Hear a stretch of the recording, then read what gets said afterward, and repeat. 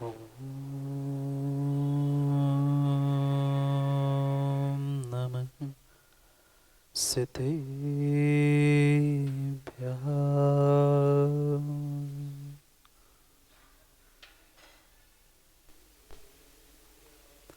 श्रीमद्परं गम्भीर स्याद्वादमोघलाञ्छनम्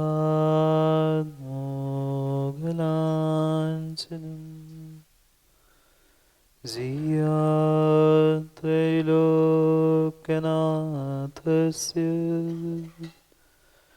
शासनं जिनशासनम् जय मंगलबोधारणं विमलाणं नारदंसनमयारं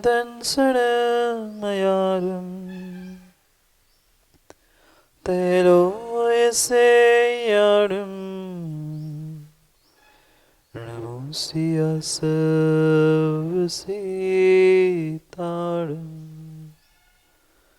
नमो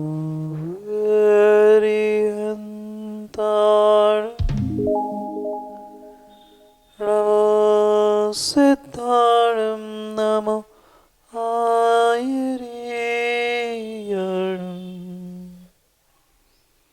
नमो वज्रायणं नमो लोके सर्वसाहुनं।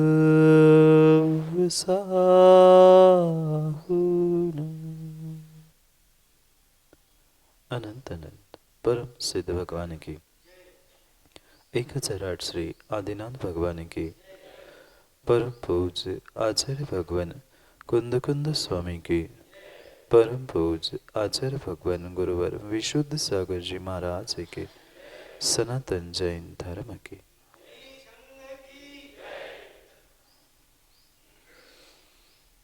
अंतिम तिथि वर्धमान स्वामी के शासन में हम सब विराजते और उनकी यह पावन पीयूष देशना हम सभी के लिए परम उपकारी। अनादिकाल से हमारी आत्मा में जो जन्म जरा और मृत्यु रूपी रोग लगे, उन रोगों का उपशमन करने वाली कोई परम औषधि है तो वह एकमात्र यह जिनवाणी। भव्य आत्माओं, काल बीतता गया, समय बीतता गया और कई बार हम मनुष्य भी बनते गए, पर शायद आज तक एक बार भी हमने उस संसार का छेद करने वाली इस मनुष्य गति का सदुपयोग नहीं किया।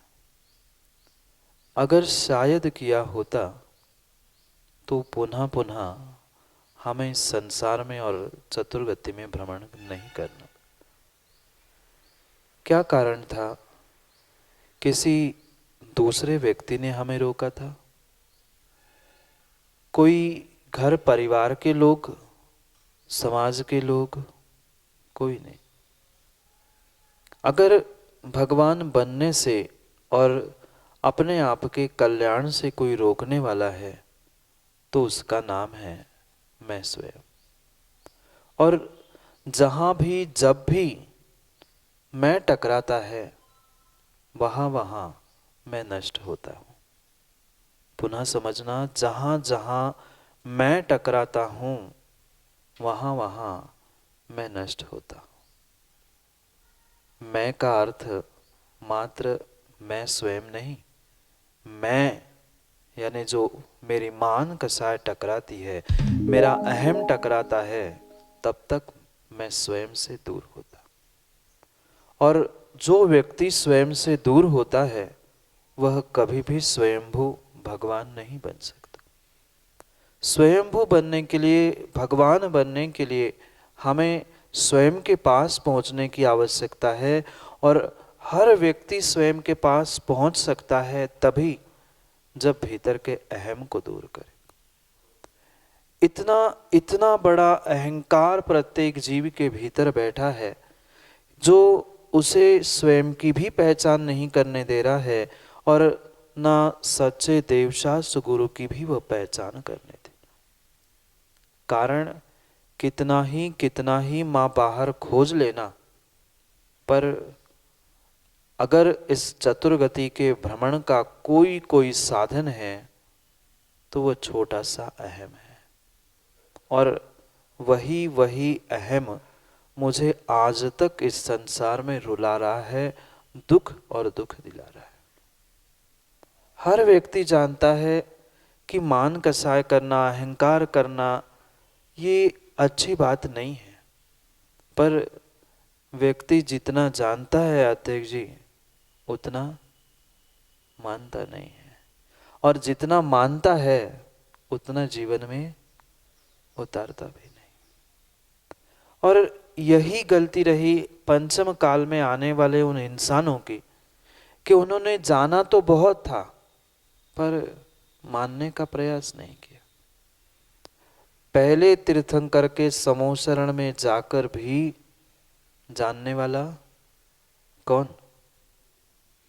पहले तीर्थंकर के समूह शरण में पहुंचने वाला कौन? मारीची। जाना तो बहुत बहुत बहुत कुछ था पर बेचारा मान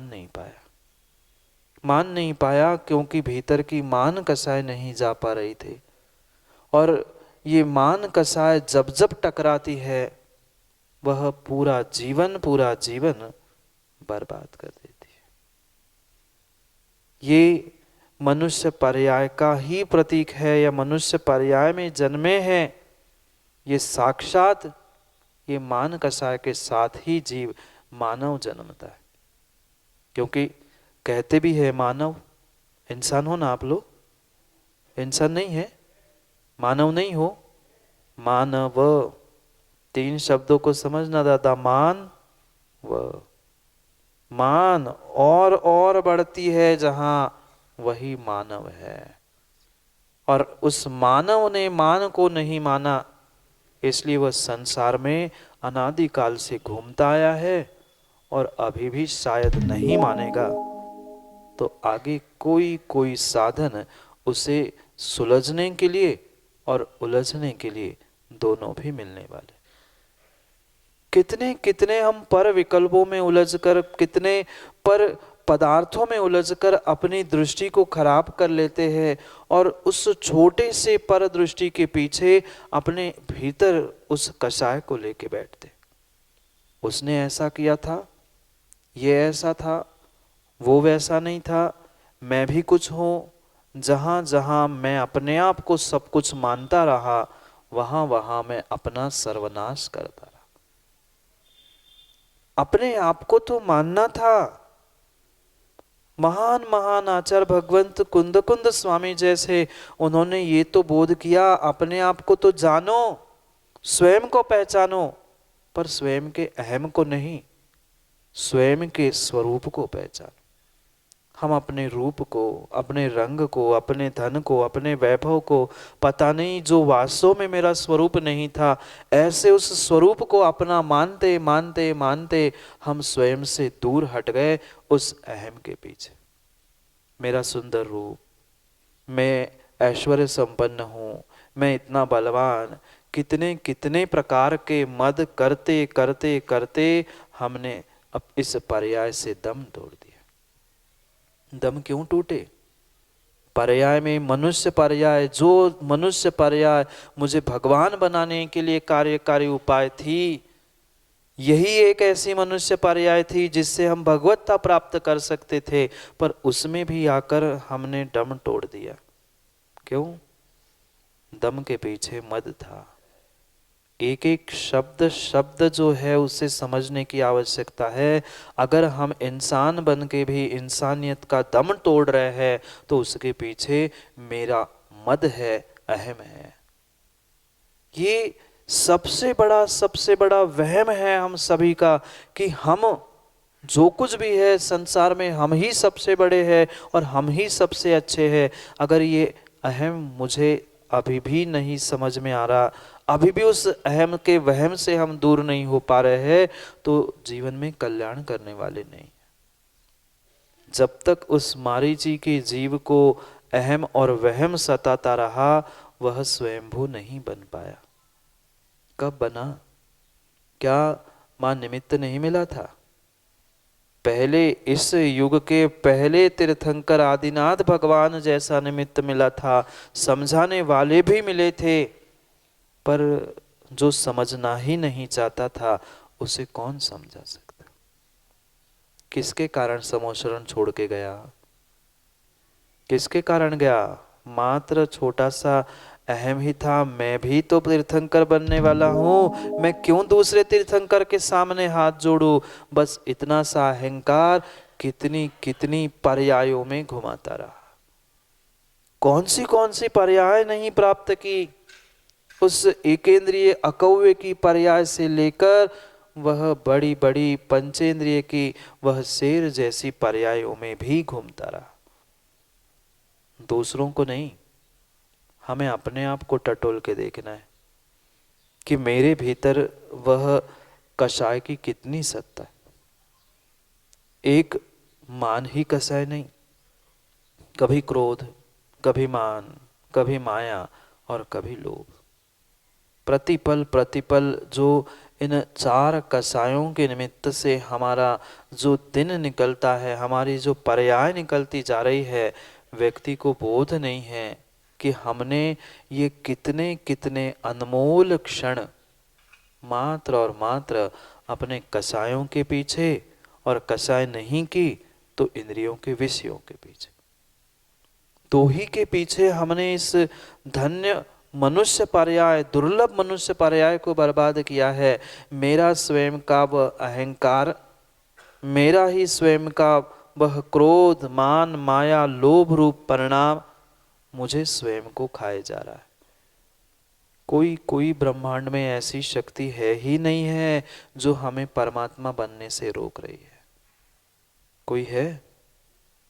कोई बाहर की शक्ति नहीं है, कोई बाहर की शक्ति नहीं है जो हमें परमात्मा बनने से रोक रही है।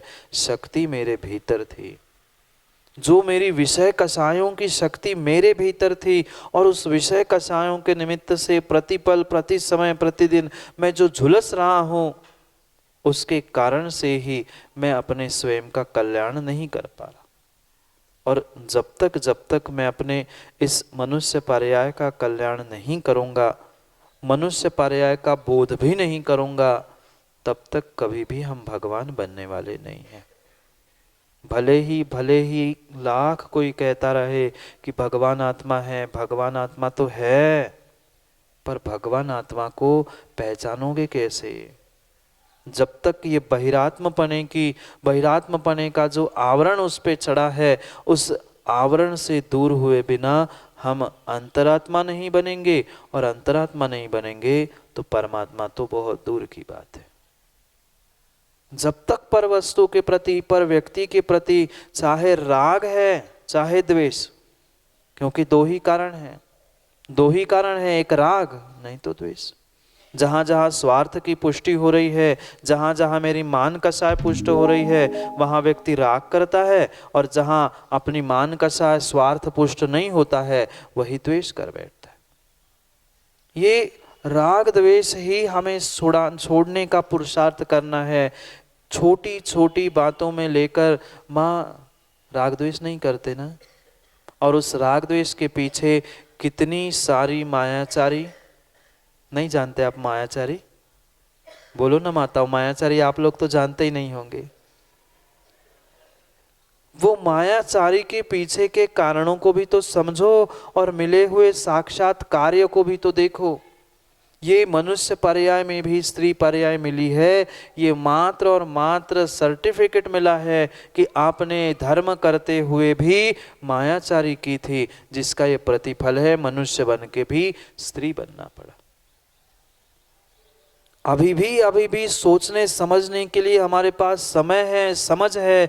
अगर अभी भी पंचम काल में भी आकर नहीं समझे, मनुष्य पर्याय में भी आकर, अगर स्त्री पर्याय में भी आकर नहीं समझ पा रहे हैं, तो मायाचारी और कसायों को नहीं छोड़ पा रहे हैं, तो अगली पर्याय में फिर तिर्यंच गति पक्की है। और मात्र तिर्यंच गति नहीं, वहां भी तिर्यंच नहीं बनना पड़ेगा, ये भी पक्का है। इसलिए जो हम पर को झांक रहे हैं, पर पदार्थों को देख रहे हैं, उनको देखते देखते उनको अपना बनाने के लिए, उनको दूर करने के लिए जो मेरी मान माया आदि कषाय चल रही है, उनसे बचने की आवश्यकता है। और तभी तभी इन कषायों से बच सकते हैं जब उसके कारण जो राग द्वेष मेरे भीतर बैठा है, जो कि मुझे आज तक बहिरात्मा बनाकर संसार में घुमा रहा है, हमें उसे ही छोड़ना है। क्योंकि दो ही कारण है इस संसार के दीर्घता को देने वाले, राग और द्वेष। कितना राग, जहां जहां हमारा मान सम्मान, जहां जहां हमारे इच्छाओं की पूर्ति होती है, वहां वहां हमें राग होता है। जिस बेटे को, जिस बालक को आपने जन्म दिया था, माँ वो भी जब तक आपकी आज्ञा में है तब तक परिपूर्ण रूप से उससे राग होता है। और वही जब माता पिता की बात नहीं मानता है, उससे ही क्यों मैनेज भाई, वही बेटा, दूसरा कोई नहीं। जिसको माँ ने 9 महीने गर्भ में पाला था, जब तक वह बेटे की बात मान रहा है, बेटा आपकी बात मान रहा है, तब तक बेटा है। और जैसे ही बेटे ने बात मानना छोड़ दी, हाथ भी उठ जाता है और पता नहीं घर से बाहर भी हो जाता है। ये परिणति आज तक जीव करता रहा और इसी कारण से ये दीर्घ संसार में घूमता रहा। चाहे आपका मां राग हो, चाहे किसी से द्वेष हो, ये मुख्यता से बहिरात्मपना का कारण है और यही संसार का कारण है। जो पर पदार्थों को, पर वस्तुओं को, पर व्यक्तियों को अपना मानता है, अपने शरीर को भी अपना ही मानता है, आत्मा का स्वरूप मानता है, वही बहिरात्मा है। मात्र कहते रहे, क्यों माँ भगवान को आप लोगों ने भी तो 12 भावना पढ़ी होगी, नहीं आती? आती है 12 भावना। कभी कभी आके मंदिर में भगवान को भी सुना देते होंगे। जहां देह, जोर से बोलो ना, जहां देह अपनी नहीं, तहां न अपना कोई, घर संपत्ति पर प्रकट है, पर है छोड़ दो ना घर, छोड़ दो ना घर। भगवान के सामने भी आकर हम झूठ बोलना और मायाचारी करना नहीं छोड़ पाए। यहाँ तो गला फाड़ फाड़ के सबके सामने सुनाते हैं, कहते हैं जहां देह अपनी नहीं, तहां ना अपना कोई। इतने में एक मच्छर आके बैठ जाए, फट मर गया बेचारा। तब सुनाते भाई साहब जहां देह अपनी नहीं, दूसरे के प्राण क्यों ले लिए? वहां नहीं समझ में आता जहां देह अपनी नहीं। ये हर ज्ञान, प्रत्येक शब्द का ज्ञान मात्र और मात्र हमें दूसरे के लिए है, स्वयं के लिए नहीं है। जब तक ये शब्दों का ज्ञान शास्त्री हमारे भीतर पंडित जी नहीं आएगा, तब तक पक्का मानना कभी भी कल्याण होने वाला नहीं है। भगवान के सामने तो घंटों बैठ के कई सारी पोथियां सुना डाली, नहीं सुनाते? उस पत्थर के भगवान को सुनाते हैं, भीतर के भगवान आत्मा को कभी सुना दिया? नहीं। वह बाहर का भगवान तो जोर से चिल्लाने से सुन लेगा, पर भीतर के भगवान आत्मा को सुनाने के लिए शांत होना पड़ेगा। बाहर के भगवानों को दूसरे को सुनाने के लिए तुम्हें कसायों की परिणति करनी पड़ेगी, पर उन कसायों से जब शांति होगी तब तेरी भीतर की आत्मा सुनेगी। हम अपने आप को नहीं सुना पाए आज तक। कोई शायद संसार का जीव ऐसा नहीं होगा कि जिसको हमने नहीं सुनाया। कई स्थानों पे तो वह जैसी शोक सभा होती, वहां तो खड़े होकर बोलते ना, वहां सुना देंगे मेरी भावना, 12 भावना। किसके लिए? जो चला गया उसको सुनाएंगे, और जो बैठा है उसको नहीं सुनाएंगे। भाई पत्थर को सुनाने से काम नहीं होगा। उस पत्थर के भगवानों को सुनाते सुनाते तुम्हारा मन भी बेचारा पत्थर हो गया है। कब तक कहते रहेंगे जहां देह अपनी नहीं तहां न अपना कोई। मात्र ये भगवान के सामने कहने के लिए नहीं था।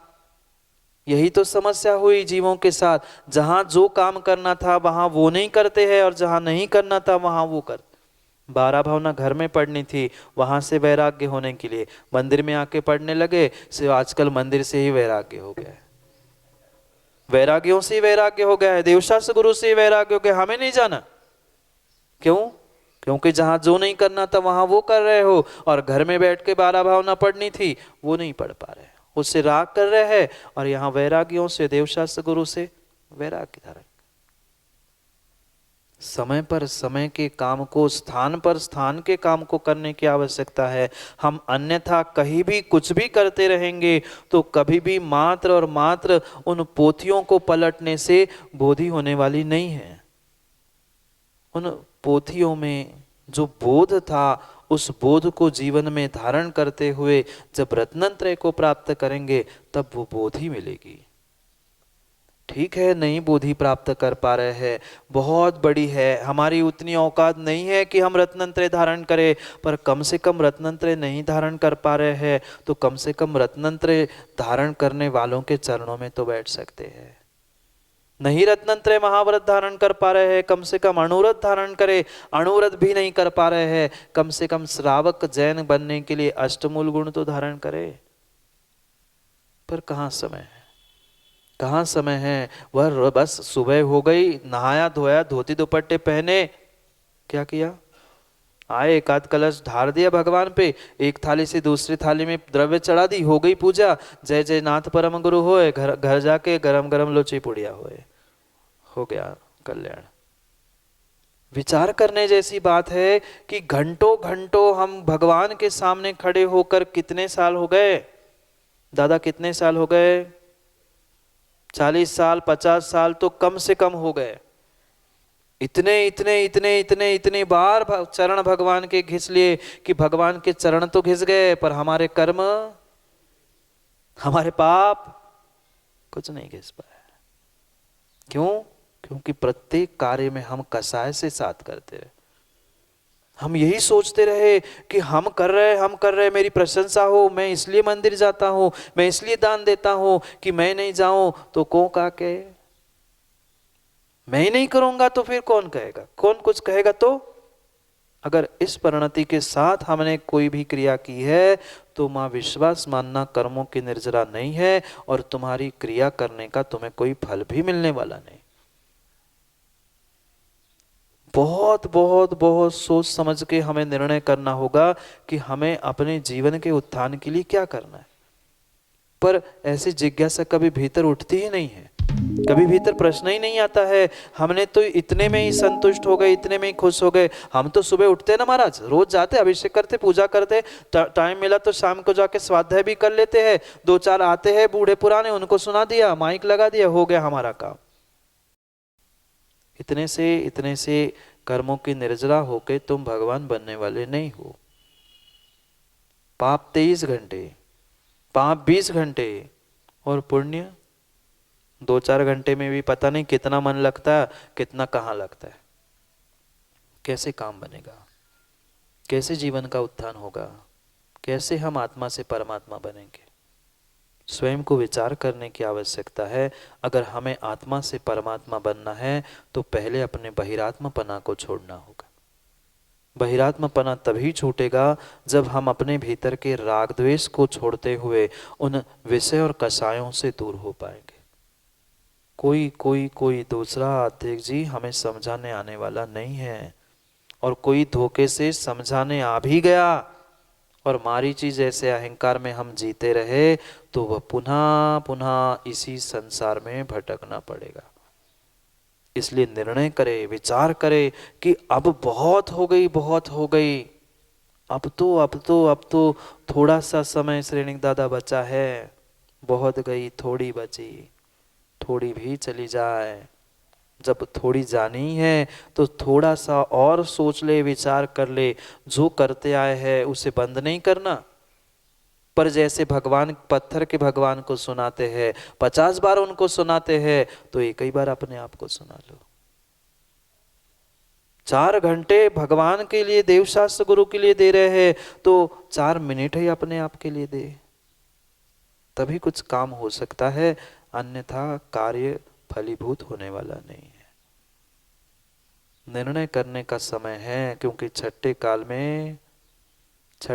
में कोई मिलेगा, समझाने वाला भी नहीं मिलेगा, और समझाने वाला धोखे से मिल जाए, मिलता नहीं है, धोखे से मिल जाए, पर समझ भी मिलने वाली नहीं है। आज समझ है, समय है, समझाने वाले हैं, और फिर भी हम नहीं समझे, तो फिर मारीची से भी गई बीती स्थिति है।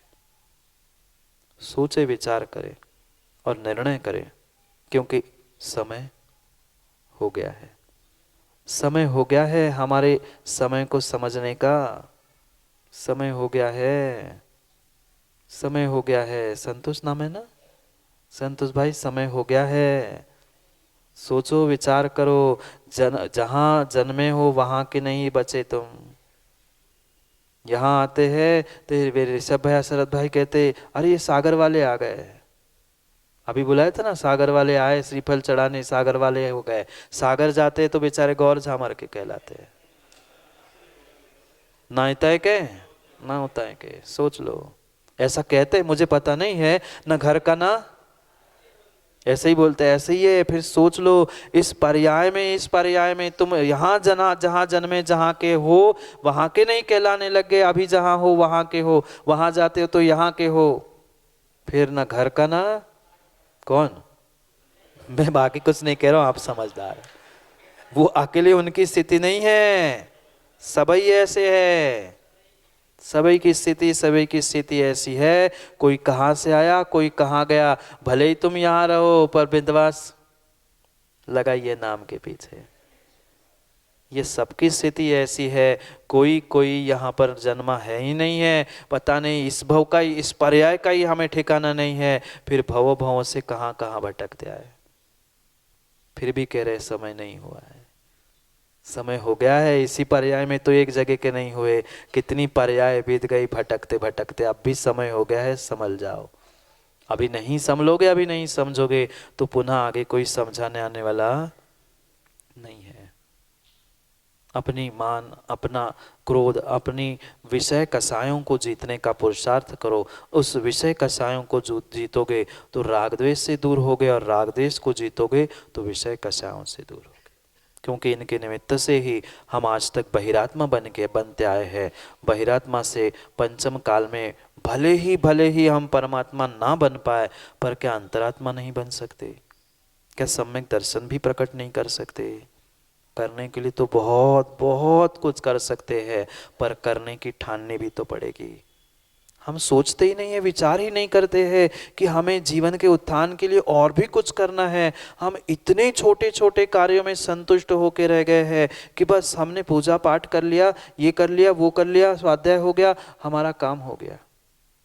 मात्र आज तक करते आए हैं दादा, 40 वर्ष हो गए, कुछ जीवन में सुधार हो पाया?